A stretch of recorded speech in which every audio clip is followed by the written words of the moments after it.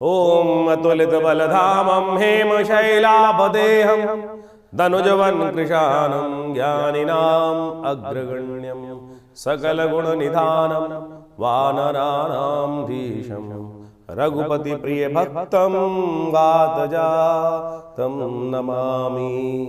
सिंह राशि वालों के लिए 4 तारीख का दिन बुधवार के साथ साथ जो योग बना रहा है वो भी समझ लीजिए। उस दिन तृतीया तिथि विद्यमान है और ग्रह नक्षत्र का परिवर्तन का योग बनता दिखाई दे रहा है। बुध महाराज परिवर्तन कर चुके हैं राशि, और ये बुध का परिवर्तन जो होके चुका है ये आपके लिए सही मान लीजिए एक नया रास्ता दिखाने वाला है।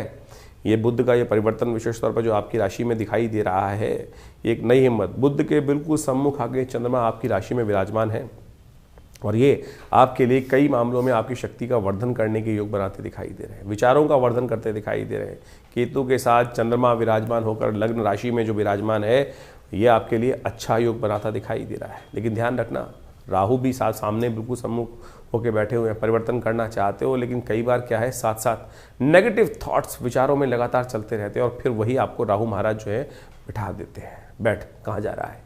तो इसका थोड़ा उपाय करने का प्रयास करें। शाम को कभी कभी एक काम किया करो, कभी कभी हरे पत्ते लेकर किसी गौशाला में भिजवा दिए या कहीं ना कहीं हाथी दिखाई दे जाए, गणेश भगवान के मंदिर में कम से कम एक काम करो, दूर्वा अर्पित कर दिया करो। राहु के मंत्र का शाम को जप करा करो, ओम भ्रांग भ्रींग भ्रौंग से राहवे नमः। और अभी कम से कम 1 वर्ष तक राहु महाराज आपके लिए अच्छे नहीं चल रहे हैं और ये बार बार आपके जीवन में समस्याएं उत्पन्न करने के योग बार बार बनाते रहेंगे, जो आपको बैकफुट पे बार बार करते रहेंगे। तो इनका उपाय लगातार आपको करते रहना पड़ेगा इस समय में, नहीं तो ये सिंह राशि वालों के लिए राहु का सप्तम भाव में चलना कई बार कष्ट में देने के योग बनाता है।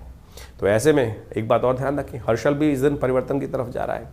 हर्षल महाराज मार्गी होने जा रहे हैं और ये विश्व को हिलाने की तरफ जाते दिखाई दे रहे हैं। देखिएगा इसका प्रभाव बहुत ज़्यादा विश्व में पड़ेगा, क्योंकि इस फागुन के महीने में 5 मंगलवार पड़ रहे हैं जो पृथ्वी को रक्तपूर्ण करने के योग बनाते हैं, रक्त कहीं ना कहीं बहाने के योग बनाते हैं, भयावह स्थिति उत्पन्न कर सकते हैं। युद्ध के हर्षल के मार्गी होते ही एक ऐसी दौड़ आरंभ हो सकती है कि जो कहीं ना कहीं कुछ लोगों को मानसिक तौर पर फितूर सवार करता दिखाई दे सकते हैं। तो ऐसे में राजनीतिक तौर पर परिवर्तन का योग विशेष तौर पर बनने की स्थिति उत्पन्न होती दिखाई दे रही है। आप अपने आप को शांत रखने का प्रयास करें। सिंह राशि वालों ध्यान रखना, सूर्य बहुत जल्दी परिवर्तन करके आपकी राशि के सम्मुख आ रहे हैं और वो आपको भी थोड़ा उग्रता देने के योग बना सकते हैं। तो इसलिए कोशिश ये करें शांत होकर काम करने का प्रयास करें। 5 तारीख का दिन बृहस्पतिवार का दिन है, चतुर्थी तिथि इस दिन विद्यमान है और ग्रह नक्षत्रों के दृष्टिकोण से ग्रह परिवर्तन की तरफ जाएंगे आगे और ये आपके लिए कहीं ना कहीं पॉजिटिव योग बनाएंगे। ग्रहों का परिवर्तन आपकी राशि के दृष्टिकोण से देखें तो शुक्र का परिवर्तन, चंद्रमा का परिवर्तन, दोनों ये परिवर्तन आपकी राशि के दृष्टिकोण से रिलेशनशिप्स में, संबंधों में, चाहे घर के साथ हो, चाहे माताओं के साथ हो, चाहे आपके परिवार में हो, दोस्तों के साथ हो, उसमें आनंद लाने के योग बना सकते हैं। लेकिन थोड़ा ध्यान ये रखना पड़ेगा कि हमको सरल होना पड़ेगा, झुकना पड़ेगा, थोड़ा सा आशीर्वाद लेने के तरफ जाना पड़ेगा। प्रेम तभी प्राप्त होगा। ध्यान रखना, आपकी राशि के दृष्टिकोण से इस वक्त सिंह राशि वालों को थोड़ा झुकना कम आता है। राजा है, गुरूर अंदर चढ़ा रहता है और वो कहीं ना कहीं जो झुकते नहीं है ना, उसके कारण से कई बार क्या होता है कि प्रेम तो अंदर से बहुत करते हैं सिंह राशि वाले, सरल भी बहुत होते हैं अंदर से, लेकिन जो इनकी आकृति और इंटरनल पर्सोना का प्रभाव है ना, वही ऐसा होता है कि खाऊं फाड़ूं। तो इसलिए थोड़ा सा कोशिश ये करें सरलता के साथ, झुके तो पूरा झुके और आशीर्वाद लें, मिल जाएगा, तुम्हारे न्यारे हो जाएंगे। समझ के कार्य कर लो तो बहुत अच्छा रहेगा आपके लिए। यही उपाय है, यही चीज़ आपके लिए है। विनम्र बनो और यही उपाय करो। हो सके तो थोड़ा केसर का तिलक अपने माथे पे कर लो, हल्दी का तिलक माथे पे कर लो, हल्दी का दान कर दो। किसी मंदिर में जाओ, एक पुड़िया हल्दी लेकर 100 ग्राम पाव भर लेके दान कर दो, पूजा में काम आ जाएगी, आपके भाग जाग जाएंगे।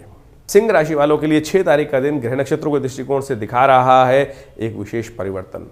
सूर्य इस दिन परिवर्तन की राह पकड़ रहे हैं और धनिष्ठा नक्षत्र में प्रवेश करते दिखाई दे। शुक्रवार का दिन, पंचमी तिथि 6 तारीख को, और ग्रह नक्षत्रों के दृष्टिकोण से ग्रहों का योगा योग ये परिवर्तन की तरफ जो जा रहा है, थोड़ी सी एनर्जी शुरू में आती दिखाई दे रही है और उसके कारण से आपके स्वास्थ्य में भी परिवर्तन आने का योग डेफिनेटली बनता दिखाई दे रहा है।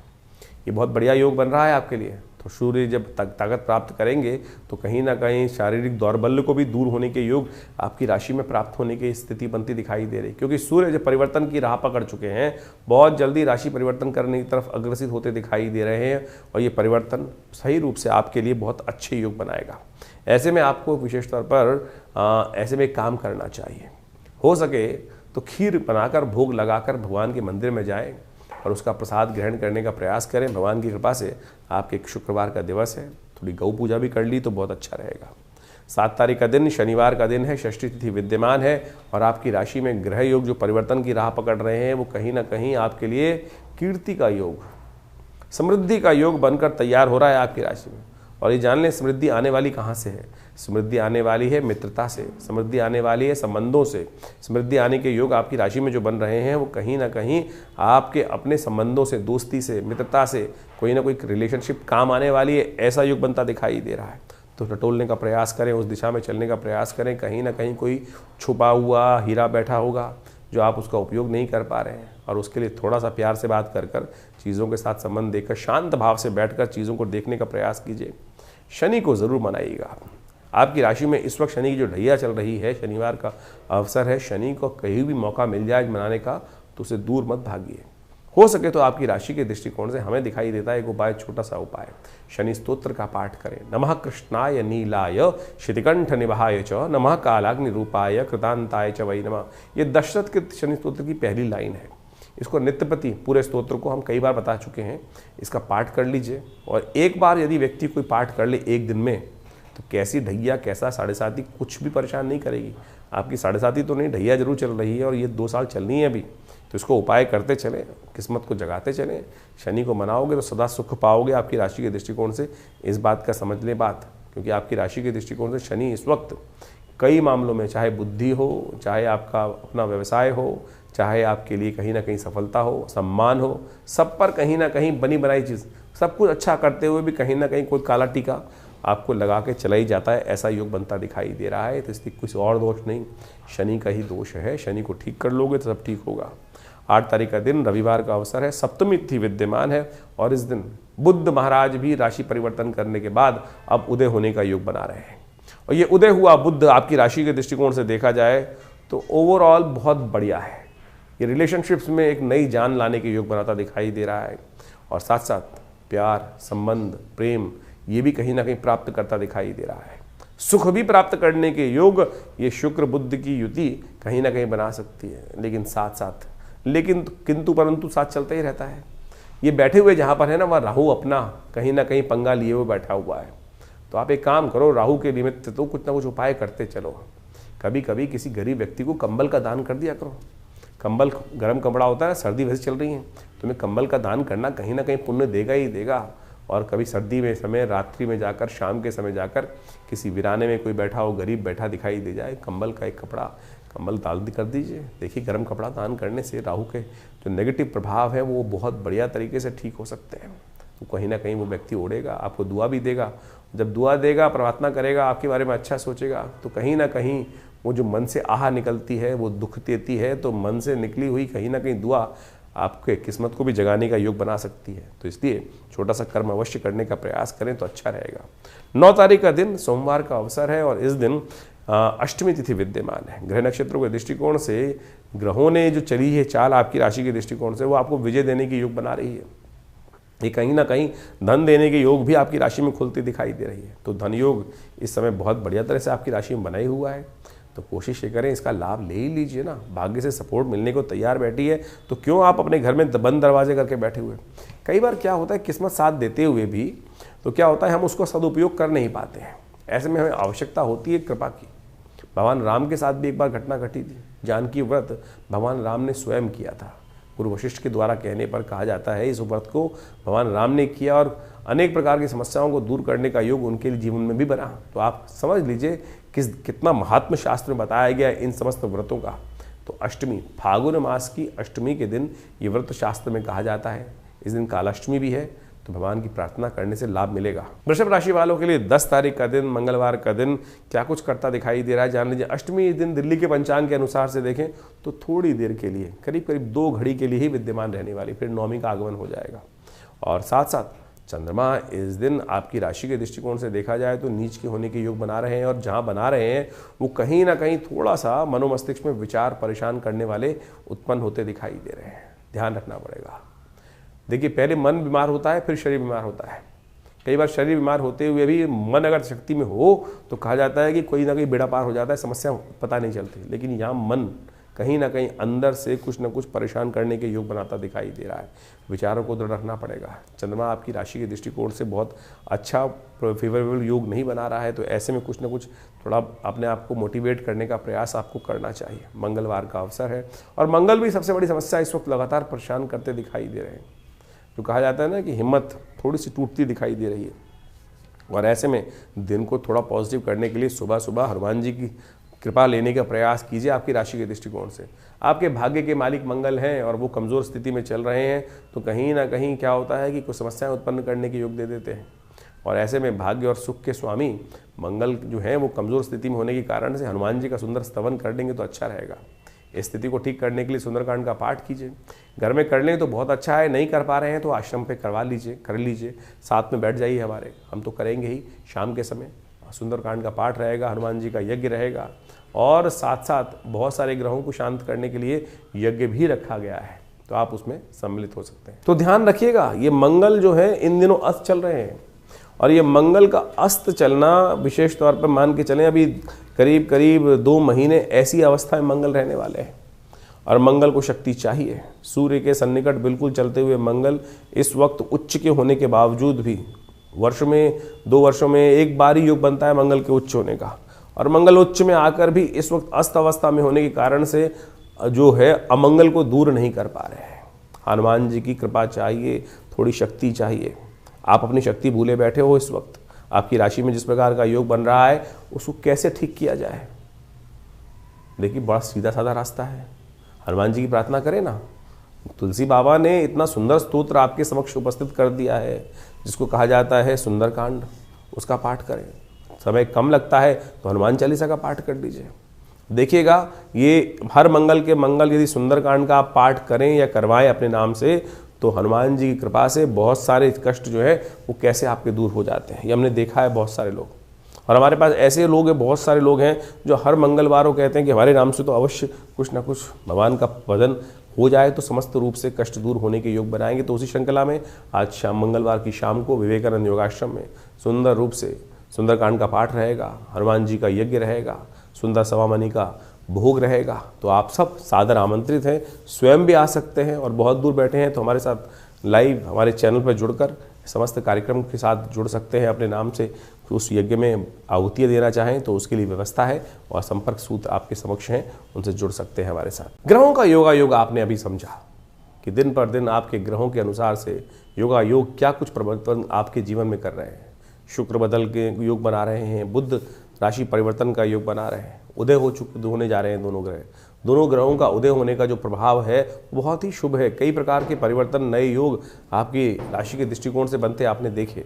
लेकिन इसके साथ साथ इस फागुन मास का यदि प्रभाव देखें, एक तो सूर्य बहुत जल्दी परिवर्तन करेंगे राशि, लेकिन इसके साथ साथ जो आपकी राशि, आपका योगायोग जो बन रहे हैं विश्व के दृष्टिकोण से भी वो समझने की आवश्यकता है।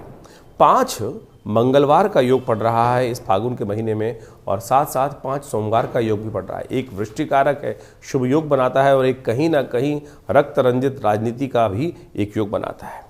रक्तेन पूरिता मही शास्त्र कहता है, और छात्रभंग, जो छत्रभंग होने का कहीं ना कहीं योग भी बनता है। तो ये छत्रभंग का योग कहीं ना कहीं दिखाई देता है कि विश्व में जिस प्रकार के जो योग बन रहे हैं, साथ में युद्ध की स्थिति चल रही है, वो कहीं ना कहीं बहुत सारे जो देश हैं उनमें कहीं ना कहीं जिस प्रकार से अमेरिका अपना भयावह रूप दिखा रहा है इस वक्त, विश्व की महाशक्तियां जो हैं वो कहीं ना कहीं रक्त की पूर्ति करते दिखाई दे रहे हैं, और रक्त में एक ऐसी रक्त रंजित राजनीति करते दिखाई दे रहे हैं विश्व के अंदर। वो इन समस्त योगों के साथ साथ कहीं ना कहीं द्वेषपूर्ण राजनीति का प्रभाव दिखाते हैं। ये मंगल जो 5 इस महीने में पड़ रहे हैं वो कहीं ना कहीं कई देशों में छत्रभंग होने का योग भी बनेगा साथ साथ। लेकिन इस 5 मंगल के साथ साथ कहीं ना कहीं भूकंप आने का योग भी विशेष तौर पर दिखाई देता है। प्राकृतिक आपदाओं का कहीं ना कहीं योग बनता दिखाई दे रहा है। इसके साथ साथ जो शुक्र बुध का उदय हो रहा है वो वृष्टिकारक कहीं ना कहीं सौम्यता का वरदान भी उत्पन्न करने के योग बनाएगा। तो इन ग्रहों का प्रभाव तो है ही, लेकिन आने वाले समय में कई शुभ योग परिवर्तन की तरफ जो उद्धृत हो रहे हैं वो हमको समझना चाहिए। देखिए आपके ग्रह प्रभाव के अनुसार से जो देखिए सूर्य जब निकलता है तो सब पर ही अपना प्रभाव डालता है। लेकिन सोचें कि वो सूर्य जब निकल रहे हैं, कईयों को सुख दे रहे हैं और कईयों को वो दुख भी दे देते हैं। वृष्टि होती है, बारिश होती है, कहीं ना कहीं बहुत बढ़िया, कहीं कईयों के लिए लाभ का योग बनता है और कहीं ना कहीं किसी के लिए कष्टकारी योग भी बनता है। ये सारा हमारा भाग्य का खेल है, हमारे कर्मों का खेल है। हमारे जो प्रभाव भाग्य जो बने हुए हैं, हमारे समय बने हुए हैं, हमारे समय के अनुसार से वही समय जो दूसरे के लिए शुभ है वो कहीं ना कहीं किसी दूसरे के लिए कष्टप्रद भी हो सकता है।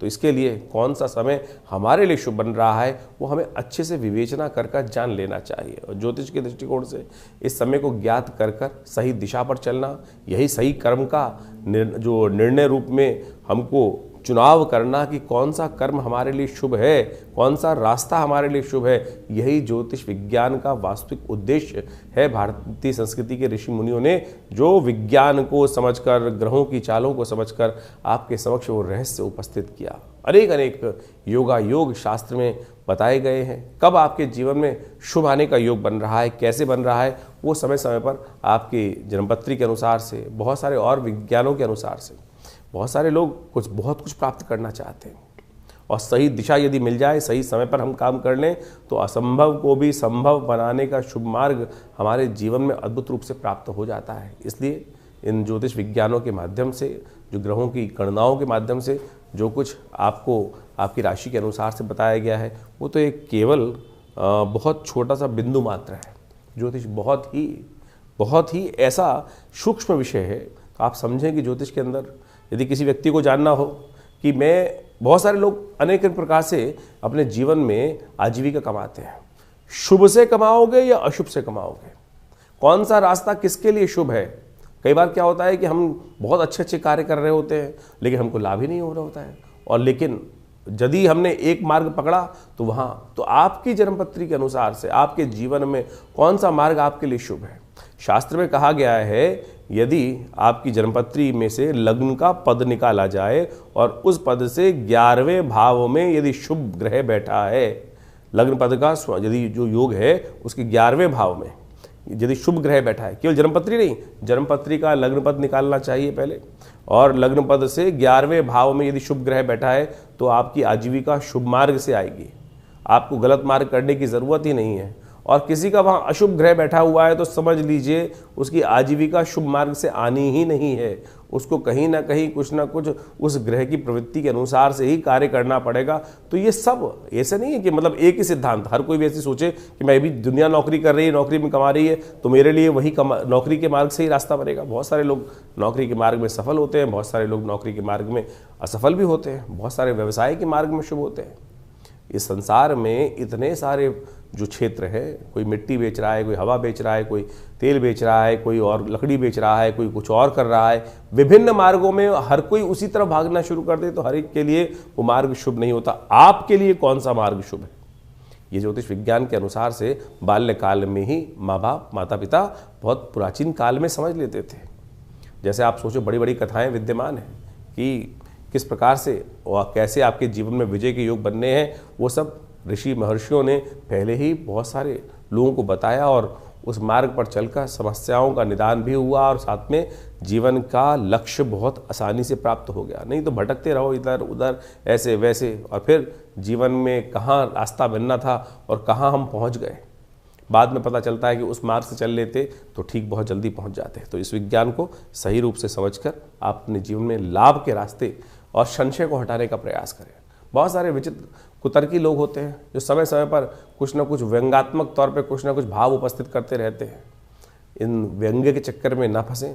आप शास्त्र की निर्णायक विधि के अनुसार से समझकर उन चीज़ों पे अपने लाभ को लेने का प्रयास करें, तब बुद्धिमानी होती है तो आपके लिए कल्याण का मार्ग होगा। और हम लगातार आपके साथ अपने चैनल के माध्यम से जुड़े ही रहते हैं। और जो कोई प्रत्यक्ष रूप से आश्रम पे आने चाहते हैं तो बहुत सारे समय समय पर जो यज्ञ इत्यादि होते ही रहते हैं। नित्यवती आश्रम पे करीब करीब 8 घंटे का यज्ञ रहता है और रविवार को एक जो सब साधारण के लिए कार्यक्रम रहता है सुबह 8:30 बजे से लेकर करीब करीब 10 बजे 11 बजे तक। तो उसमें तो कोई भी सादर आमंत्रित है, सब लोग उसमें आया करें, यज्ञ में बैठे। माँ भगवती का सुंदर शिव विग्रह जो 500 साल पुराना है और पाकिस्तान क्षेत्र से आश्रम पर 1947 में आया, उनका दर्शन करें। माँ भगवती की कृपा से अभी सुंदर रूप से शिवरात्रि का महापर्व आने वाला है और ये शिवरात्रि का महापर्व बहुत विशेष रूप से भगवान शंकर की प्रसन्नता के लिए रुद्राभिषेक अपनी अपनी मनोकामना के अनुसार से दूध से, दही से, घी से, सब गन्ने के रस से, इच्छू रस से, गंध के द्वारा सब व्यवस्थाएं आश्रम पे की जाएंगी। आप आइए, उसमें बैठिए। आने वाली जो 15 फरवरी है उसमें ये बड़ा उत्सव रहेगा। अपना स्थान आरक्षित कर आप उस यज्ञ में पधार सकते हैं। भगवती की कृपा से आपकी मनोकामना सिद्धि के योग बहुत अद्भुत रूप से बनेंगे।